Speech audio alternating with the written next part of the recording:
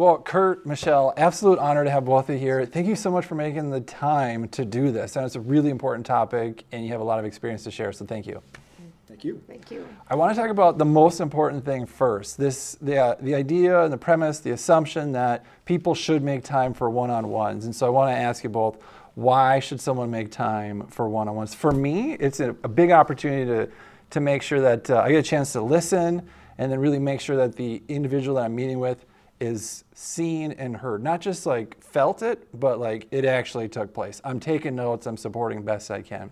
Michelle, I'll start with you. Why should we make time? Why should all the managers watching this make time for one-on-ones? Yeah, it's the absolute best time to have for your employees. It gives you an opportunity to get to know them. It gives you an opportunity to really give them the message what's happening in the company too. Kurt, anything you'd add? Yeah, just say, I think the goal in business and for our careers is growth a lot of the time. I think if we're being intentional about that growth, we get time in these one-on-ones to be intentional about that growth. That can be a key piece that's going to accelerate the business and accelerate each of your careers. Yeah, and if the moon and the stars are aligned, their success is your success. Exactly right. So the more you can support them, the better. And this is a key way to do that. Yep.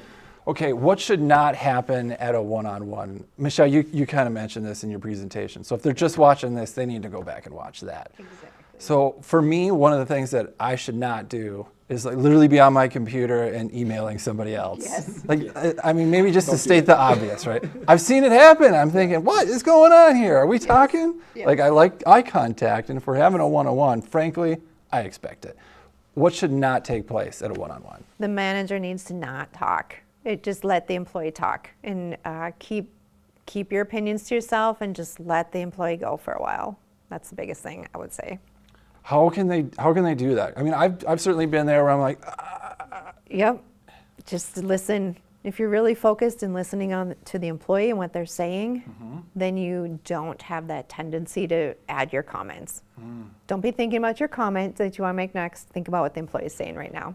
okay, so real feedback, real time then. I might take a note and it helps me just drop it and then refocus. Yes. Yes? Yes.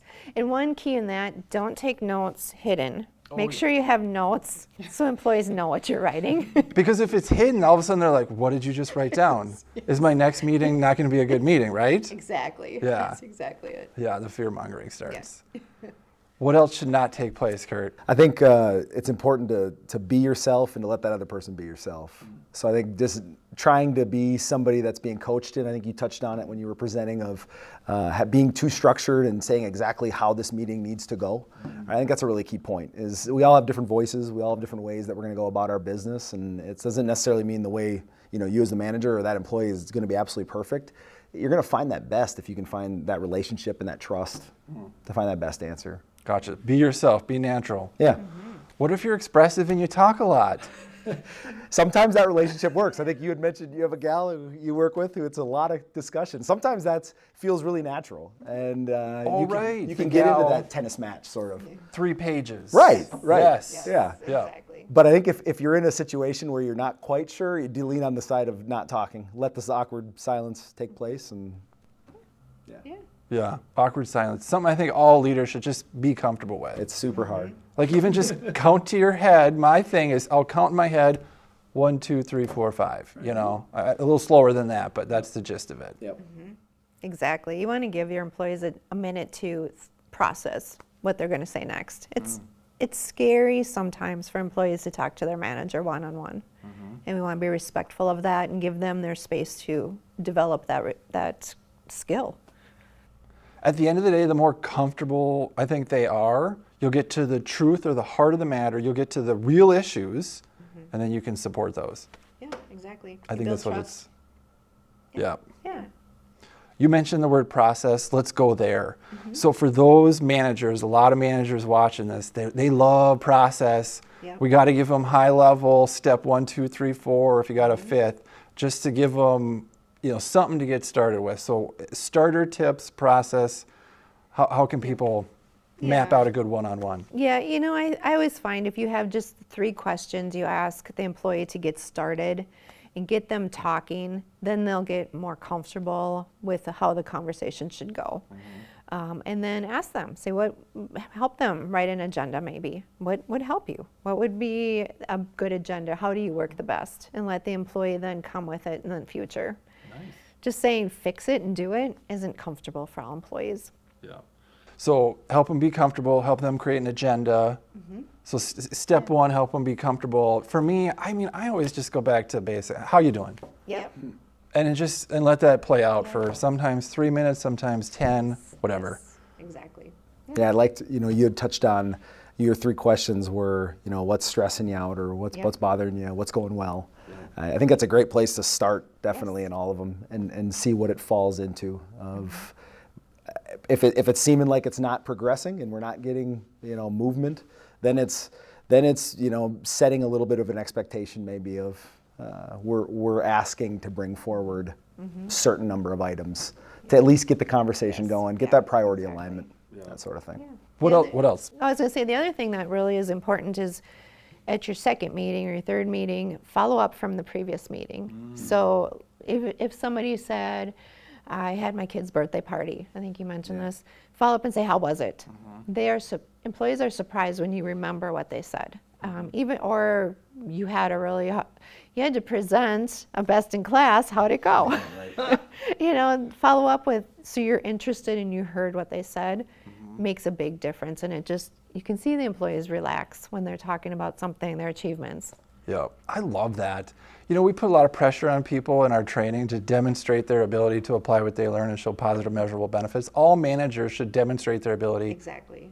to care and give a rip. Yeah. And that's one practical way they can do it. Exactly. Kurt, what else would you add to the high-level process steps? I think you're touching on it, but it's focus on the team aspect of it, because if you can get to the point where you're really free flowing with that employee, that teamwork is going to pay dividends. You're going to move that business forward so much faster than if it's the things that are left unsaid, right? If we don't make the meeting, or if it's we're both stuck behind this veil of we want to say something but we're not quite sure how it's going to be taken. Yep. We're going to move so much faster if we can get that good communication, that trust built. Yeah, have you guys ever heard, well, I didn't mean that. I know what I said, but I didn't mean it that way, or I didn't mean that. Right. Or it's in an email, right? And it's different when it comes out of your mouth than when you write it in an email. So it's a good opportunity to, flag that email and let's have a conversation about it when we get to the meeting, Like you were talking about in your presentation, like most of communication is body language, right? So if you have to do this over Zoom or Teams or whatever, turn that camera on. Exactly. And these are probably best done in person. Yep.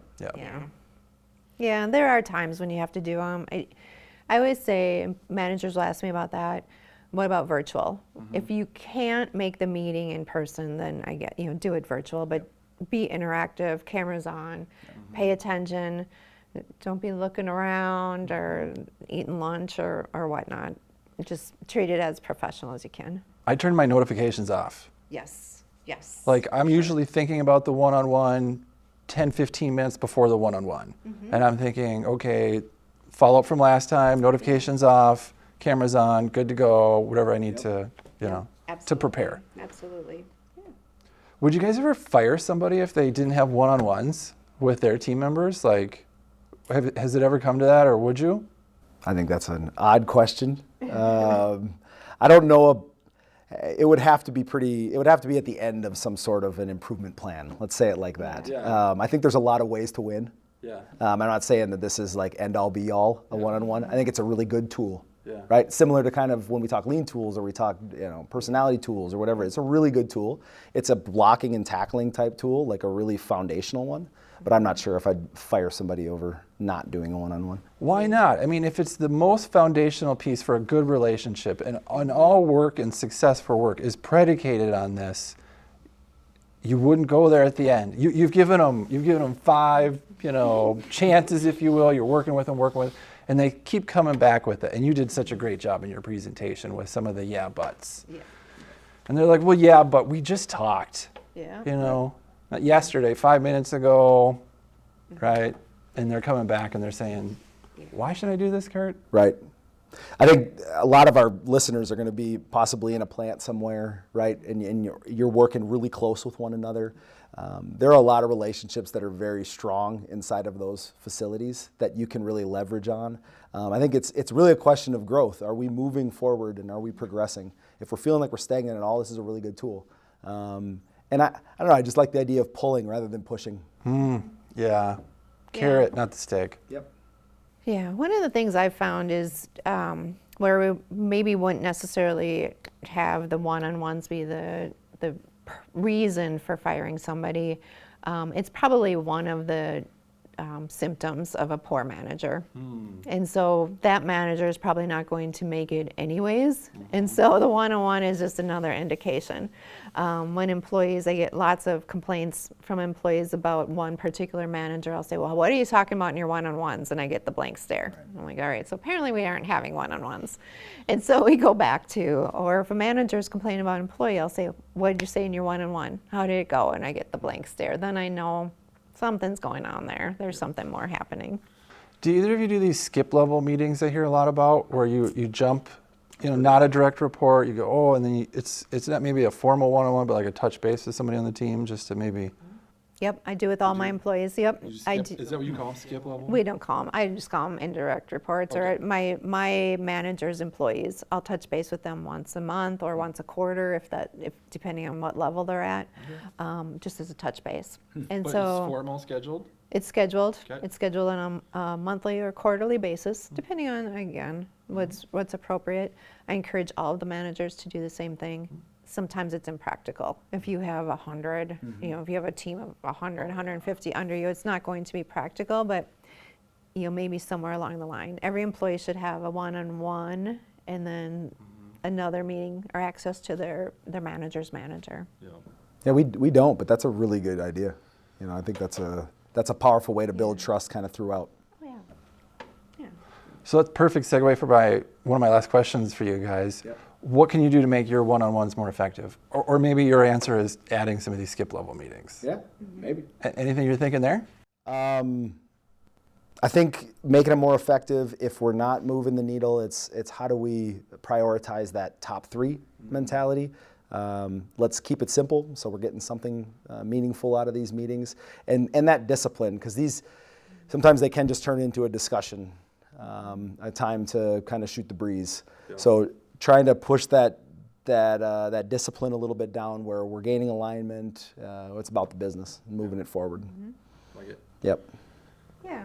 The one thing I am starting to do that I've noticed is I was having a one-on-one day, and so I do one after another, and there was always that hurry up, somebody's coming in, knocking on the door, and so I'm trying to take a step back and schedule them more appropriately throughout the week, what works the best, and then making sure I have if there is a strategic initiative, that it's filtered through all the employees, and so instead of having just an email, kind of work that in for each employee.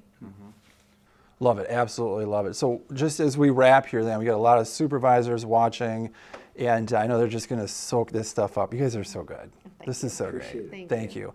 What's the one final message, or if there was only one takeaway for everyone, every supervisor watching, what would you say that it should be? Michelle? Sure, I would say just start them. Just start the one-on-ones. Commit to it. Put it in a calendar, schedule it, and just start them. Yep. Don't let perfect be the enemy of good, right? Yes. Just get them going, Yes. get it started, have that conversation. Start that PDCA cycle. They'll get better and better and better, especially after they watch your presentations. Exactly. Awesome. Well, hey, thanks everyone for joining us for this Q&A session on Best in Class 101s. Like I said, I know there's a lot of supervisors watching this, so if you want even more professional development, how to become a great leader, check out our Supervision Fundamentals certification program. We'll put that link in the notes below so you can go right there. Thanks for joining us.